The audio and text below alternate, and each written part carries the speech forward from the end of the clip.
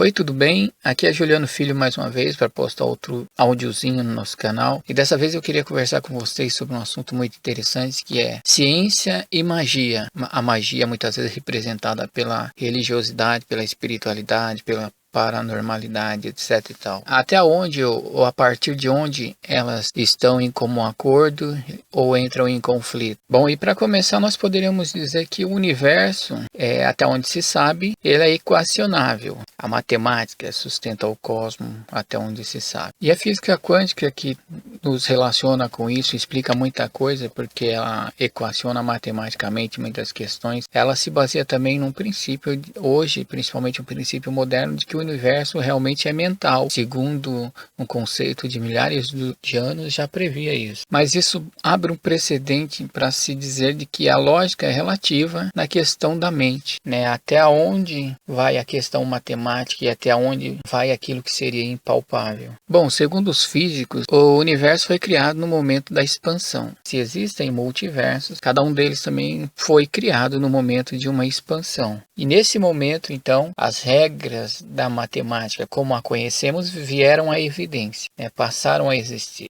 Um sem o outro não existia. É como se eu falasse, se eu não existir, Deus não existe para mim, né? E como Deus é o todo, ele é todas as coisas. Se todas as coisas não existirem, logo Deus não existiria.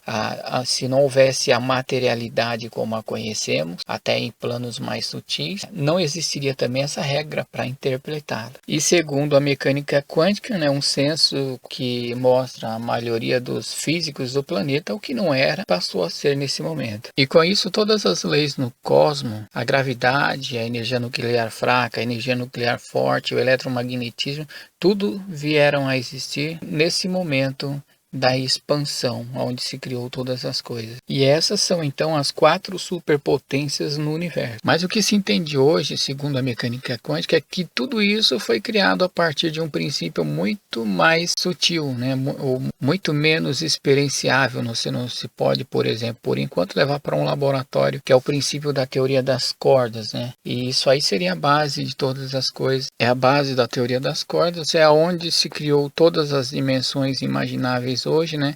Desde a dimensão que conhecemos, que é a terceira dimensão mais o tempo, até dimensões mais sutis. Em tese, cada dimensão seria uma mais sutil que a outra e tal, mas todas elas representariam um universo físico que partiu dessa consciência cósmica, que partiu desse plano mental, desse universo mental que hoje é apontado talvez pela teoria das cordas. E tirando todas as dimensões que nós podemos imaginar, desde dimensões mais sutis até as dimensões mais densas que habitamos, se eliminássemos tudo isso, a única coisa que ficaria então seria esse plano mental, né? Esse universo mental, esse universo da malha cósmica, né? Que são os princípios e vibrações de energia, o princípio das cordas. Ficaria, quem sabe, aquilo que hoje a gente conhece por magia, que é o que é imensurável. E uma coisa importante para se analisar nessa questão aí, e que põe a gente para pensar, o conceito da velocidade da luz. Porque o que a luz representa? A luz representa aquilo que é material. Ela não representa aquilo que é etérico e impalpável. Ela representa o que é material. Ela não representa aquele universo que Hermes Trismegisto, por exemplo, dizia que era mental, o universo mental. Quando Hermes falava o universo é mental, ele não estava dizendo justamente aquilo que nós vemos, mas a particularidade, a essência daquilo que nós vemos, e não aquilo que nós vemos propriamente dito. Então ele e os outros povos antigos que entendiam a questão dessa mesma forma, falava do princípio do que você vê. É a essência da coisa, o programa, aquilo que se parece com a consciência cósmica e deu origem a tudo que nós vemos. Então a essência é mental, e ela obedece padrões que foi estipulado pela mente. E a ideia que eu particularmente tenho é que quando você olha para a velocidade da luz, ela estipula as barreiras e os limites da materialidade do que podemos ver, né? E das dimensões até mesmo mais sutis. A luz representaria o universo físico, independente dele ser denso, como o que podemos tocar, ou sutil, como aqueles que não podemos ver. E então ela ditaria as regras até onde a matemática funciona junto com esses planos físicos. E, em tese, quando você passa a velocidade da luz, quando você rompe a barreira da velocidade da luz, você extrapolou a razão. E então passa a ficar tudo muito doido, porque aí sim você extrapolou a razão, aí sim governaria o plano mental, a mente do todo. Porque no universo mental, na mente do todo,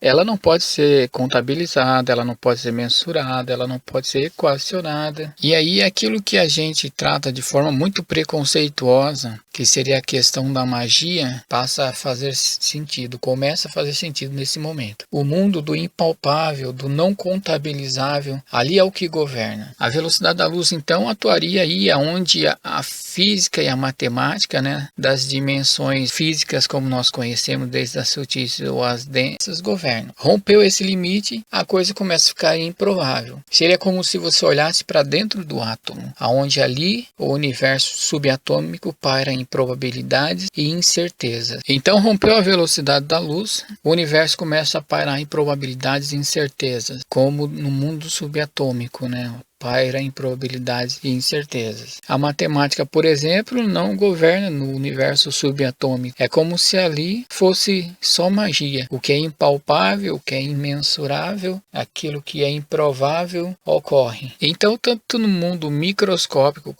quanto no mundo macroscópico, rompeu essa barreira, a gente estaria naquele lugar onde, em tese, só magia governa, só o improvável. É como se você olhasse para o tempo e para as dimensões e imaginasse um enorme rolo compressor, enorme ao infinito, e aí você fizesse um pequeno risco nesse rolo compressor, naquela superfície de aço que ele possui, você fizesse um pequeno risco. Aquele risco representava o tempo e as dimensões, mas no momento que você sair fora dele, você estaria nesse outro universo onde as coisas são improváveis e imensuráveis, e ali paira a probabilidade, a incerteza, que seria o mundo que hoje a gente pode até imaginar como o universo da magia, né? É como se a fisicalidade como a conhecemos, tudo aquilo que pode ser equacionado e mensurado, fossem a maior ilusão que a magia já criou. A ciência chegou a passar por uma fase na qual ela ridicularizava esse tipo de conceito, né? Na verdade, quase não lhe passava pela mente, porque eram muito materialistas, quem sabe até por causa de algumas imposições que o sistema religioso ofereceu e muitas dificuldades relacionadas a isso. E aí, essa fase materialista fazia com que os cientistas na época olhassem em uma única direção. Então, para eles,